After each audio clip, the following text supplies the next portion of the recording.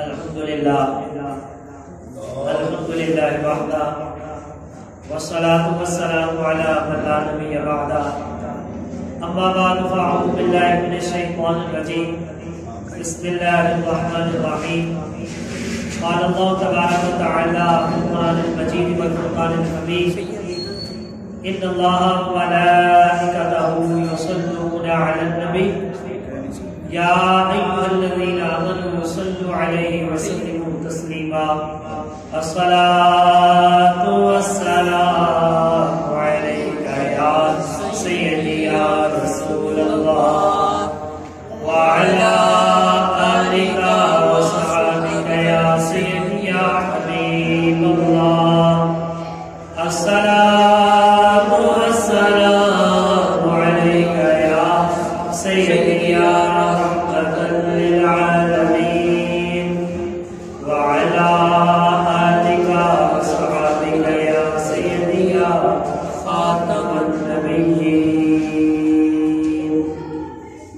السلام علیکم ورحمۃ اللہ وبرکاتہ۔ تاجدار ختم نبوت زندہ باد زندہ باد، تاجدار ختم نبوت زندہ باد زندہ باد، تاجدار ختم نبوت زندہ باد زندہ باد، تاجدار ختم نبوت زندہ باد زندہ باد، تاجدار ختم نبوت زندہ باد زندہ باد۔ نہیں عرش فرش پر ہی تیری عظمتوں کے چرچے، تحقیقات لحد میں بھی تیرا نام چل رہا ہے۔ اللہ جل شانہ کی حمد و ثنا اور مصطفیٰ جان رحمت صلی اللہ علیہ وآلہ وسلم کی بارگاہ بقدس پناہ میں یہ عقیدت پیش کرنے کے بعد اللہ تعالیٰ کا کرم ہے کہ اس نے ہمیں اپنے گھر میں آنے کی توفیق عطا فرمائی۔ مصطفیٰ جان رحمت صلی اللہ علیہ وآلہ وسلم کے عاشق صادق، پاسبان ختم نبوت، محافظ ناموس رسالت، قائد ملت اسلامیہ، امیر المجاہدین، شیخ الحدیث والتفسیر، حضرت علامہ مولانا خادم حسین رضوی نقشبندی رحمۃ اللہ تعالی علیہ، آپ کی ذات گرامی کسی تعارف کی محتاج نہیں۔ آپ کی ہماگیر شخصیت کئی زاویوں سے بے نظیر و بے مثال ہے۔ آپ نے ساری زندگی حضور علیہ السلام کی شریعت کی پیروی اور سنت مصطفیٰ علیہ السلام کی ترویج و اشاعت میں بسر فرمائی۔ بلا شبہ 15ویں صدی ہجری کے امام انقلاب، امام و غیرت و حمیت اور محافظ ناموس رسالت تھے آپ علیہ الرحمہ نے امت مسلمہ کی بیداری سمیت متعدد تجدیدی کارنامے سر انجام دیے اور اسلام مخالف ہر فتنے کے خلاف آپ نے علم بلند فرمایا، آپ نے علم جہاد بلند فرمایا ہے۔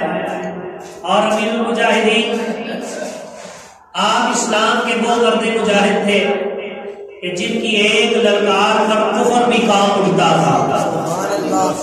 فیض آباد میں ویل چیئر پر بیٹھے بیٹھے آپ نے عالم کفر کو للکارا اور دجالی قوتوں کو اپنے فیصلے بدلنے پر مجبور کیا۔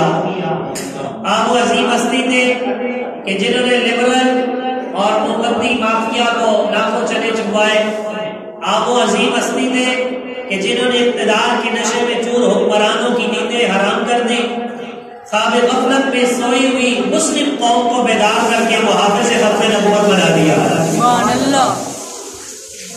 آپ کی زندگی بچپن سے لے کر آخری دن تک ساری ہی پاکیزہ زندگی تھی۔ آپ کا بچپن بھی پاکیزہ تھا، جوانی بھی پاکیزہ تھی، آپ کا بڑھاپا بھی پاکیزہ تھا اور آپ کی زندگی انتہائی منظم تھی۔ آپ شروع سے بچپن سے وقت پر اٹھتے تھے، پڑھتے تھے، اللہ تبارک و تعالیٰ کے حضور سر پر سجود ہوتے، رات دیر تک مطالعہ کرتے اور ساری زندگی کھیل کود سے دور ہی رہے۔ آپ نے اپنا وقت ضائع نہیں کیا، سونے سے پہلے ہر رات سورہ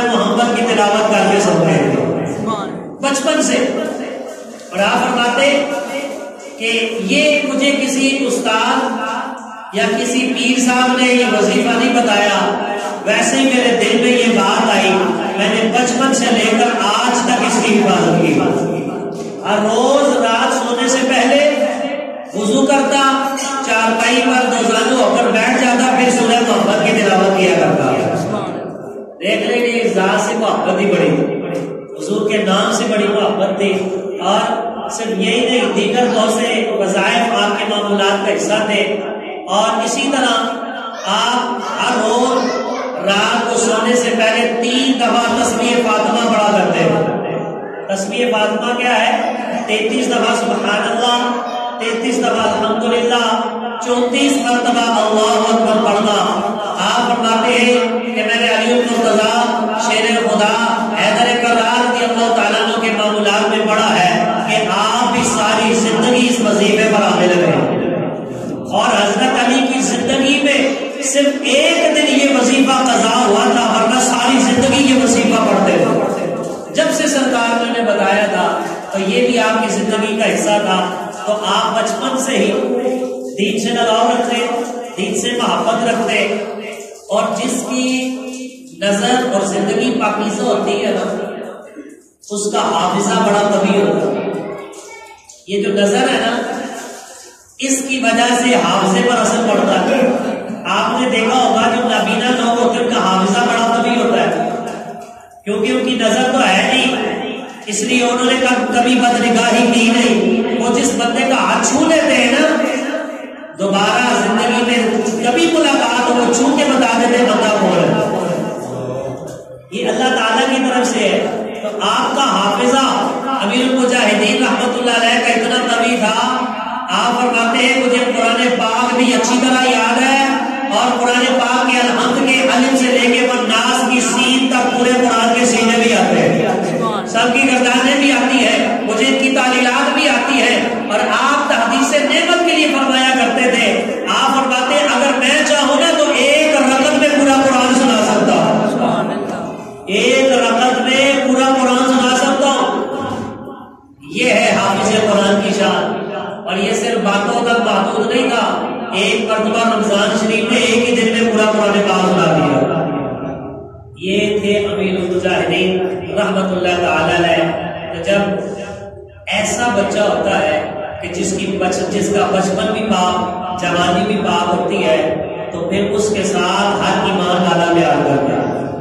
آج کل ہے نا، ہم فخر سے بتاتے ہیں میں فلاں کا شاگرد ہوں، ہم اپنے لیے اعزاز سمجھتے ہیں کہ ہمیں بھی ان کے پاس سبق پڑھنے کا موقع ملا ہے، وہ ہمارے استاد گرامی ہے۔ لیکن امیر المجاہدین رحمت اللہ علیہ آپ وہ عظیم ہستی تھے کہ جن کے اساتذہ یہ فخر کرتے تھے کہ یہ میرا شاگرد ہے، اساتذہ یہ فخر کرتے تھے کہ یہ میرا شاگرد ہے۔ استاد بھی فخر کرے، پھر پیر بھی فخر کرے۔ آج ایک پیروں کے مرید ہے نا، حاجی پیر صاحب، آپ پتہ کیا فرمایا کرتے تھے؟ آپ فرمایا کرتے تھے کہ جب قیامت کا دن ہوگا اور اللہ تعالیٰ نے مجھے بلا لیا اور اللہ نے مجھے پوچھا نا کہ حاجی بتا تو یہاں محشر کے میدان میں میرے لیے کیا لے کر آیا ہے، تو کہتے تھے میں خادم حسین رضوی کو پیش کروں گا، یا اللہ یہ اپنا مرید لے کر آیا ہے۔ مجھے اتنا فخر ہے اپنے اس مرید پر، وہ ہے امیر المجاہدین امام غیرت و حمیت شیخ الحدیث و تفسیر خادم حسین رضوی رحمت اللہ تعالی علیہ، کہ جن کا کل سے دوسرا حسن مبارک جو ہے وہ شروع ہو رہا ہے۔ آپ عاشق صادق بھی تھے، حضور علیہ الصلوۃ والسلام سے سچی محبت بھی کرتے تھے، اور اپنے وطن سے بھی پیار کرتے تھے۔ آپ کو یہ نہ سمجھے کہ وہ وطن سے پیار نہیں کرتے تھے، انہیں اپنے وطن سے بھی پیار تھا، لیکن سب سے بڑھ کے اپنے نبی سے پیار تھا۔ اور وطن کے ساتھ ان کی محبت کیسی تھی؟ آپ اکثر اپنے طلباء کو موت کو بھی نظریے کے بارے میں فرمایا کرتے تھے۔ آپ فرمایا کرتے تھے اپنے جو مقصد، جس مقصد کے لیے پاکستان بنا ہے، موت کو بھی نظریہ سنا کرو۔ اور پھر آپ کے اردو میں نا ایک جرنیل نے، ہندو جرنیل نے پاکستان کو تنقید دی اور کہا کہ ہم پاکستان پر حملہ کر دیں گے، پاکستان پر حملہ کر دیں گے۔ اچھا، ہمارا یہ المیہ ہے کہ ہمارے سائنسدانوں کے اندر، ہمارے یہ سیاستدانوں کے اندر، ان کے اندر غیرت ایمانی کوئی نہیں ہے، ان کو صرف کرسی چھینتی ہے تو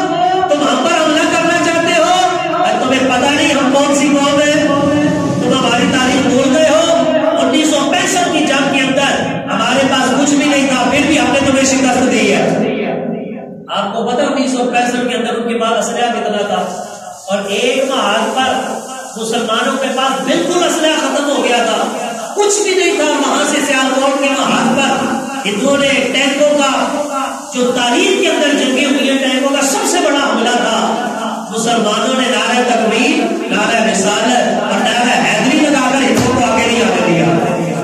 آپ اندازہ کریں کہ جس مسلمان کے نعرے میں اتنی طاقت ہے اس کے غوری میزائل میں کتنی طاقت ہوگی۔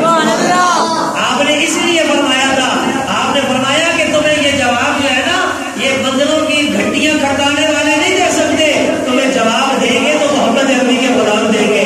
فرمایا جب 65 میں تم آئے تھے ہمارے پاس کچھ بھی نہیں تھا، ہم نے پھر بھی تمہیں شکست دی ہے، لیکن آج ہمارے پاس غوری بھی ہے، آج ہمارے پاس شاہین بھی ہے، آج ہمارے پاس ابابیل بھی ہے، آج ہدف بھی ہے، آج ابدالی بھی ہے، ہمارے پاس خالد بن ولید ٹینک بھی ہے، زمران ٹینک بھی موجود ہے۔ میں آؤ تو صحیح، تمہارا قبرستان نہ بنا دیا تو پھر کہنا تمہیں پتہ نہیں اب کون ہے۔ اور پھر کہا کہ دیکھو اس وقت اللہ تعالیٰ نے ہمیں کتنا نوازا ہے، پھر ہماری فوج دنیا کی پہلے نمبر پر آنے والی فوج ہے، اور پھر ہمارے پاس لبیک والے بھی موجود ہیں کہ جن کے دل کے اندر عشق مصطفیٰ علیہ السلام کا جذبہ ہے۔ اور آپ فرمایا کرتے تھے یہ میرے سامنے جو بیٹھے ہوئے بچے ہیں نا، اللہ تعالیٰ نے ان کے اندر اتنی طاقت رکھی ہے، اگر ان کو اجازت دو نا امرتسر سے لے کر کشمیر تک جتنی تمہارے بارڈر پر باڑ لگی ہے ایک نوجوان ہی ساری اکھاڑ کے رکھ دے۔ کیوں؟ اس کی وجہ کیا ہے؟ اس کی وجہ یہ ہے قوت امیر و غریب از لا الہ اور ہیبت مرد فقیر از لا الہ۔ ان کے اندر جو طاقت ہے وہ ایمان کی طاقت ہے، ان کے اندر جو طاقت ہے وہ عشق مصطفیٰ کی طاقت ہے، وہ حضور علیہ السلام کی محبت کی طاقت ہے۔ یہی وجہ ہے کہ آپ ویل چیئر پر بیٹھ کر بھی للکارتے تھے تو یورپ میں بیٹھے ہوئے کافروں کی ناکیں کام ہو جاتی تھی، ایسے نہیں دنیا ڈرتی تھی۔ اور جب آپ کا وصال ہوا تو وصال کے بعد جو خوش ہوئے تھے وہ زیادہ تر خوش ہونے والے وہی لوگ تھے جو کافر تھے، جو گستاخ تھے، جو گستاخوں کو پناہ دینے والے تھے۔ لیکن آپ نے ثابت کیا ہے کہ یہ بندہ مومن ہے، یہ ہتھیاروں سے نہیں لڑتا، یہ عشق کی قوت سے لڑتا ہے۔ عشق ہو نا، انسان کے اندر محبت ہو اور حضور علیہ السلام کے ساتھ محبت میں سچا ہو تو اللہ تعالیٰ بغیر ہتھیاروں کے بھی کامیابی عطا فرما دیتا۔ آج بھی فرشتے نازل ہو سکتے ہیں، تو آپ کو اپنے وطن سے بھی بڑا پیار تھا، اور جو وطن سے پیار کرتا تھا اس سے بھی پیار تھا۔ ڈاکٹر عبد القدیر خان کا تو سبھی جانتے ہیں، لیکن جو ڈاکٹر عبد القدیر خان کو ان لوگوں نے صلہ دیا وہ بھی جانتے ہیں، ان کو آخری عمر تک نظر بند کر دیا گیا۔ کیا یہ محسنوں کے ساتھ یہ سلوک کیا جاتا ہے؟ آپ ہمیشہ ان کی حمایت کیا کرتے تھے، برسر عام ان کی حمایت کرتے تھے، ان سے محبت کا اظہار کرتے تھے۔ اور پھر آپ ایک مرتبہ امیر المجاہدین رحمۃ اللہ علیہ کے ساتھ خود ڈاکٹر قدیر خان سے ملنے کے لیے گئے۔ آپ جب تشریف لے کر گئے نا تو آپ نے محسن پاکستان ڈاکٹر عبد القدیر خان کے ہاتھ کو بوسہ دیا، ہاتھ کو بوسہ دیا۔ تو ڈاکٹر صاحب کہنے لگے کہ میرے پاس بڑے بڑے مذہبی اور سیاسی لیڈر آئے، سارے آگے ایک ہاتھ سے سلام کرتے، جو بھی آیا اس نے ایک ہاتھ سے سلام کیا ہے۔ اور مولانا آپ سفید ریش والے، سفید داڑھی شریف والے، آپ شیخ الحدیث و تفسیر اور اتنے بڑے جو ہے وہ شخصیت، آپ نے میرے ہاتھ کو بوسہ کیوں دیا؟ آپ کا ایک تکیہ کلام ہوا کرتا تھا، آپ فرمایا کرتے تھے کہ اس گل وچ کوئی اور ہے، گل وچ اور ہے۔ انہوں نے کہا نانا حضور مجھے بتائیں گل وچ کیڑی ہے؟ تو آپ نے اس وقت مجھے فرمایا، آپ نے فرمایا حضور علیہ السلام کی حدیث سنائی کہ نبی پاک صلی اللہ علیہ وآلہ وسلم نے ارشاد فرمایا ان اللہ لیدخل بالسهم الواحد ثلاثة الجنہ، فرمایا اللہ تعالی ایک تیر کے سبب 3 بندوں کو جنت عطا فرمائے گا۔ جو مسلمان بنائے گا نا ایک تیر بنائے گا دشمنوں کا مقابلہ کرنے کے لیے، حضور نے فرمایا ایک تیر کی وجہ سے 3 بندے جنت میں جائیں گے۔ دیکھ لو اسلام کتنا محبت والا ہے۔ اسی طرح کی ایک حدیث شریف ہے، نبی پاک علیہ السلام نے فرمایا جب بندہ ایک لقمہ اللہ کی راہ میں صدقہ کرتا ہے نا اللہ تعالیٰ 3 بندوں کو بخش دیتا ہے۔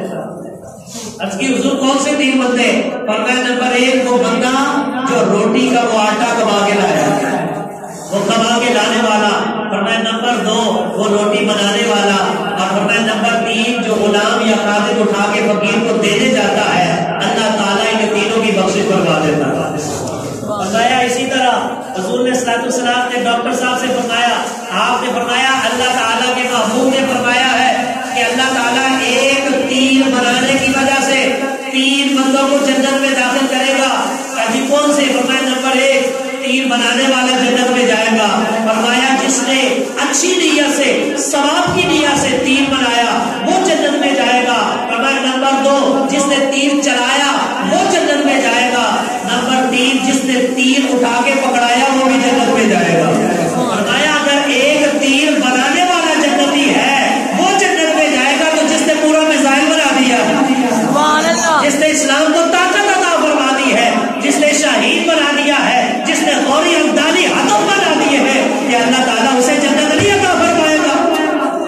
آپ نے ایسی محبتوں کا اظہار کیا، ڈاکٹر صاحب کا بھی جو ہے وہ چہرہ کھل اٹھا، دل باغ ہو گیا۔ پھر اس کے بعد امیر المجاہدین رحمۃ اللہ علیہ آپ ان سے پوچھنے لگے، ڈاکٹر صاحب آپ یہ بتائیں، آپ نے شہاب الدین غوری کا مقبرہ بنایا، اس کی وجہ کیا؟ اب آگے دیکھیں وجہ کیا نکلی۔ ڈاکٹر صاحب کہتے ہیں اس کی 2 وجوہات ہیں۔ راجی کون سی؟ کا نمبر 1 وجہ یہ ہے کہ میرے خاندان میں آج تک کوئی غدار پیدا نہیں ہوا۔ کیا بات؟ کہتے ہیں میرے خاندان میں آج تک ہماری نسل میں کوئی غدار پیدا نہیں ہوا ہے۔ اور فرمایا اس کی دوسری وجہ یہ ہے کہ میرے پورے خاندان میں آج تک کوئی مرزائی پیدا نہیں ہوا ہے، کوئی ختم نبوت کا منکر پیدا نہیں ہوا۔ فرمایا اس وجہ سے میں نے شہاب الدین غوری کا مقبرہ بنایا ہے۔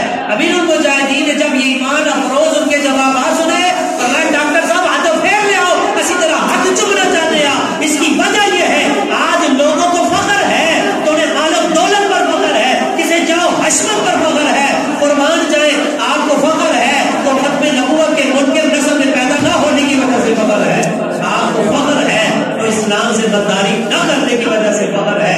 کہ یہ ہے وہ لوگ جو اسلام اور مدد سے محبت کرنے والے ہیں۔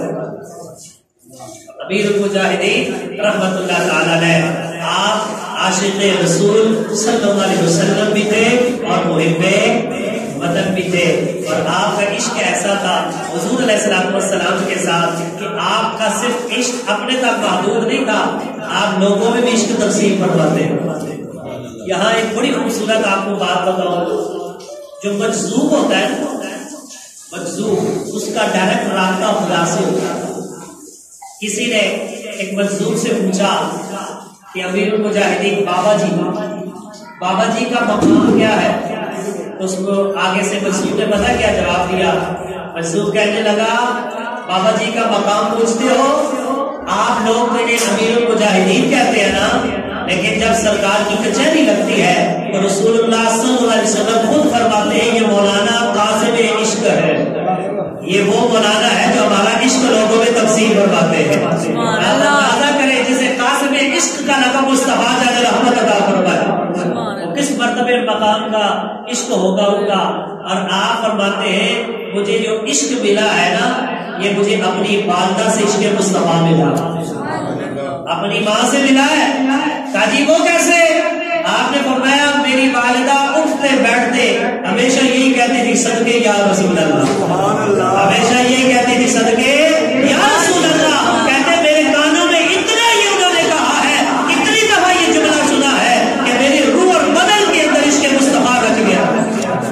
اس کا مطلب یہ ہے کہ خادم حسین تبھی پیدا ہوتے ہیں جب مائیں بھی نہیں ہوتی۔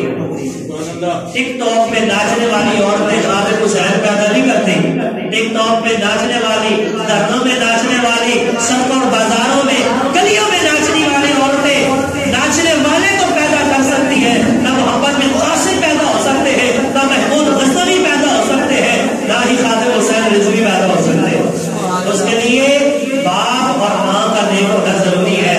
اور آپ بتاتے ہیں ساری زندگی میرے والد گرامی نے مجھ سے میری کمائی نہیں دی، آپ نے گھر سے بھیج دیا ہوا تھا، اور کہتے میری ساری زندگی پردیس میں 8 سال کی عمر تھی جب حفظ کرنے کے لیے اپنے گھر سے نکلے تھے، 8 سال کی عمر میں حفظ کرنے کے لیے گھر سے نکلے۔ تو آپ فرماتے ہیں میری پردیسی کو دیکھ کے نا میری والدہ فرمایا کرتی تھی، آپ فرماتی ہوتی تھی کہ جوان تے گھوڑے کا کوئی پتہ نہیں ہوتا، جوان اور گھوڑے کا کوئی پتہ نہیں ہوتا۔ کیا مطلب؟ کہتے ہیں جوان اور گھوڑا جس طرح رخ کر دیتا ہے وہی اس کا پتہ پڑ جاتا ہے۔ اور آپ نے مجھے دین کے لیے وقف کیا ہوا، کہتے میں اگر کچھ پیش بھی کرتا نا اپنی کمائی سے وہ لیتے ہی نہیں تھے، اور فرمایا کرتے تھے اسی تک کمان واسطے نہیں بھیجا، جنہیں کام واسطے بھیجا کام کر۔ تو پھر کام کیا کہ نہیں کیا؟ پوری دنیا کے اندر عشق مصطفیٰ علیہ السلام پھیلایا ہے، حضور کے دین کا پیغام پھیلایا ہے۔ تو آپ کیا فرماتے تھے؟ مجھے عشق کہاں سے ملا ہے؟ اپنی والدہ کی گود سے ملا ہے۔ اور آپ ساری زندگی حضور کی محبت میں آپ در رسالت کے لیے تڑپتے رہتے تھے۔ ایک دفعہ حاضری کے لیے گئے، کئی سال پہلے حاضری کے لیے گئے، تو جب واپس آئے نا تو لوگوں نے آپ سے وہاں کی حاضری کے متعلق پوچھا کہ حضور آپ گئے تھے، کچھ وہاں بتائیں، وہاں کے حالات کے بارے میں بتائیں۔ تو آپ فرماتے ہیں جب میں پہلی دفعہ گیا نا مدینہ طیبہ، اور جو ہی ہماری گاڑی جو ہے وہ مدینہ طیبہ کی حدود میں داخل ہوئی، میری چیخیں نکل گئی۔ گاڑی والے سارے لوگ حیران تھے، مولانا کو کیا ہوا ہے؟ تو کہتے میرے دل کی کیفیت یہ تھی کہ میں سوچ رہا تھا کہ اے خادم حسین تو در مصطفیٰ پہ جا رہا ہے، اگر سرکار نے پوچھ لیا میرے لیے کیا عمل کر کے لایا تو کیا جواب دوں کہ دنیا میں کیا عمل کیا؟ آج ہمارے پاس عمل بھی کوئی نہیں، تو بڑی دیدہ دلیری ہے۔ اور جنہوں نے ساری زندگی حضور کی غلامی میں گزاری ہے وہ ڈر رہے ہیں، اور فرماتے ہیں ہمارا جو ہوٹل تھا، ہماری رہائش گاہ جو تھی، وہاں حضور علیہ السلام کے روزے گھر کے سامنے تھی۔ جب نماز کے لیے تیار ہو کے جانے لگا، پھر غشی سے جو ہے وہ میں بے ہوش ہو گیا، اور پھر غش آیا اور میں پھر گر گیا۔ تو آپ فرمانے لگے میرے دل میں یہی تھا کہ خادم حسین کس منہ سے سرکار کے سامنے جا رہا ہے، وہاں کیا جا کے جواب دے گا؟ فرماتے بڑی ہمت کر کے گیا، لیکن میں نے سرکار سے عرض کیا حضور آپ کے پاس آ تو رہا ہوں، لیکن ایک آرزو اس فقیر کی بھی ہے، حضور میں آپ کے سامنے ہاتھ اٹھا کے دعا کرنا چاہتا ہوں، اور حضور میری خواہش یہ ہے کہ کوئی میرے دعا کے دوران مجھے روکے تو ہی نہ۔ آپ کو پتا ہے نا وہاں کھڑا نہیں ہونے دیتے، روزہ گھر کے سامنے کہتے ہیں نا نکلو یہاں سے آگے چلو، چھڑیاں مارتے ہیں۔ سرکار یہ فقیر آ رہا ہے، لیکن سرکار خواہش یہ ہے کہ کوئی مجھے جو ہے یہاں روکے نہیں۔ تو فرماتے ہیں جب میں وہاں گیا تو وہاں جا کر میں نے سلام عرض کیا تو دوسری کی کتاب ہے دلائل الخراج نے، فرماتے وہاں کھڑے ہو کر میں نے ساری پڑھ لی، کسی نے میری طرف اشارہ بھی نہیں کیا۔ فرماتے اس کے بعد میں نے ہاتھ اٹھائے، اور ہاتھ اٹھا کے جب دعا مانگی تو قریب آگے ایک بزرگ آ کر بیٹھ گئے، اور آ کر وہ آمین کہنے لگے۔ تو میں نے ان سے کہا کہ حضور آپ دعا کریں، اب آمین میں کہتا ہوں۔ کہتے ہیں بزرگوں نے بلند آواز سے دعا کرنی شروع کر دی، میں آمین کہتا تھا، وہاں کھڑے سپاہی لوگوں کو چھڑیاں مار مار کے منع کر رہے تھے، لیکن ہم نے ساری دعا کرنی، کسی کو ہماری طرف آنے کی ضرورت ہی کوئی نہیں۔ سبحان اللہ، کیونکہ سرکار نے اپنے غلام کو خود بنایا تھا۔ یہ وہ در ہے کہ جہاں اپنی ہستی بندہ مٹا دیتا ہے نا، پھر وہاں سے وہ بھی نواز دیتے ہیں۔ اعلیٰ حضرت میرا جب سرکار کی حاضری کے لیے گئے تو دل میں تمنا پیدا ہوئی کہ کاش سرکار کی زیارت ہو جائے۔ ایک دن گئے تو زیارت کوئی نہیں ہوئی، دوسرے دن گئے تو زیارت کوئی نہ ہوئی، تیسرے دن ایک غزل لکھی، وہ سوئے لال ہزار پھرتے ہیں، تیرے دن ہے بہار پھرتے ہیں۔ سرکار کے خواجہ شریف کے سامنے یہ پڑھی نا، تو جب آخری شعر آیا نا تو اس میں کہا کوئی کیا پوچھے تیری بات رضا، تجھ سے کتے ہزار پھرتے ہیں۔ احمد رضا تو اپنے آپ کو کیا سمجھتا ہے کہ تیری حیثیت کیا ہے کہ سرکار تجھے زیارت کرائے؟ تیرے جیسے ہزاروں کتے کہاں پھرتے ہیں۔ کہتے جب اپنی ہستی مٹا دی ہے، خود کو اتنا نیچے کر دیا ہے، سرکار نے جاگتے ہوئے سب کی آنکھوں سے دیدار کروا دیا۔ اور آپ بھی ساری زندگی آپ نے اپنے نام کا نعرہ نہیں لگنے دیا۔ جب لوگ آپ کے نام کا نعرہ لگاتے تھے آپ سختی سے منع کرتے تھے، کیا خبردار نعرہ لگانا ہے تو میرے نبی کا نعرہ لگاؤ، حضور کا نعرہ لگاؤ۔ اللہ اگر میرے بارے میں بات کرنی ہے تو میرا تعارف کروانا ہے تو میرا صرف یہی تعارف ہے، کتا پاک رسول اللہ کا۔ ہمیشہ یہ کہتے تھے کہ میرا تعارف یہی ہے، کتا پاک رسول اللہ دا، اس سے آگے جو ہے وہ اپنی بات نہیں کرنے دیتے تھے۔ اس کا مطلب یہ ہے جو غلام ہوتا ہے وہ اپنے آپ کو ملا کر رکھتا ہے، اور آقا جو ہے اپنے غلام کو بلند فرما دیتے ہیں۔ اس لیے آپ فرماتے مجھے عشق ملا ہے تو اپنی ماں کی گود سے ملا ہے۔ انہوں نے سمجھے یا رسول اللہ، اٹھتے بیٹھتے اسی بات کو ہمارے کانوں میں ڈالا ہے۔ اور پھر آپ فرماتے کہ کہ ہمیں یہ جسم حضور علیہ السلام کی ذات اقدس پر قربان کرنے کے لیے ملا ہے. فرمایا سب کو پتہ ہے مرنا ہے کہ نہیں مرنا. فرمایا جب مرنا یقینی ہے تو پھر کیوں نہ بندہ نام مصطفیٰ پر مرے, اللہ تعالیٰ دونوں جہنم میں زندہ بھی عطا فرما دیتا. اس لیے آپ فرماتے تھے سرکار سے محبت کرو تو اندھے واہ کرو, حضور سے عشق کرو اندھے واہ کرو. اور پھر آخر میں یہی کہتے تھے یار اور کچھ نہیں نا کہ سرکار نہ اتنی محبت کر کے ضرور جانا کہ جب ہم دنیا سے جا رہے ہو تو کہتے ہیں جب روح میرے پیراہنے خاکی سے نکلی تو روزے سے آواز آئی او میرا فقیر آیا. اور میں کم از کم اتنی محبت کر کے ضرور جانا. اور پھر انہوں نے جو محبت کی ہے وہ ساری دنیا نے دیکھی ہے کہ کیسے اللہ تعالیٰ نے اعزاز عطا فرمایا ہے. دعا کریں اللہ تبارک و تعالیٰ ہمیں ان ولیوں کے نقش قدم پر چلنے کی توفیق عطا فرمائے. ہمیں بھی وہ عشق جو ان کے دلوں کے اندر موجود تھا اللہ تعالیٰ اس کی روشنی ہمیں بھی عطا فرمائے. اور آپ اور شریف کل سے شروع ہو رہا ہے. کوئی بندہ بزدل ہو نا اپنے اندر بہادری پیدا کرنا چاہتا ہے وہ امیر المجاہدین کے مزاج پر حاضری دیا کرے, اللہ تعالیٰ سے بہادر بنا دے گا. اور یہ بہادری وہ ہے جو بہادری امیر المجاہدین خالد بن ولید کے مزاج سے لے کر آئے تھے. کیونکہ ہمارا مزاج جاتا ہے صحابہ تک اور صحابہ سے جاتا ہے مصطفیٰ تک, اور مصطفیٰ علیہ السلام وہاں سے پورے جہان میں فیضان پڑتا ہے. اللہ تعالیٰ سے دعا ہے اللہ تبارک و تعالیٰ ہمیں نبی پاک علیہ السلام کی پکی سچی محبت اور حضور کی غلامی نصیب فرمائے. اور امیر المجاہدین رحمۃ اللہ علیہ آپ کی تربت پر کروڑوں رحمتوں کا نزول فرمائے اور ہمیں ان کے مشن کو جاری رکھنے کی توفیق عطا فرمائے. وما علینا الا البلاغ المبین. والسلام علیکم ورحمۃ اللہ وبرکاتہ.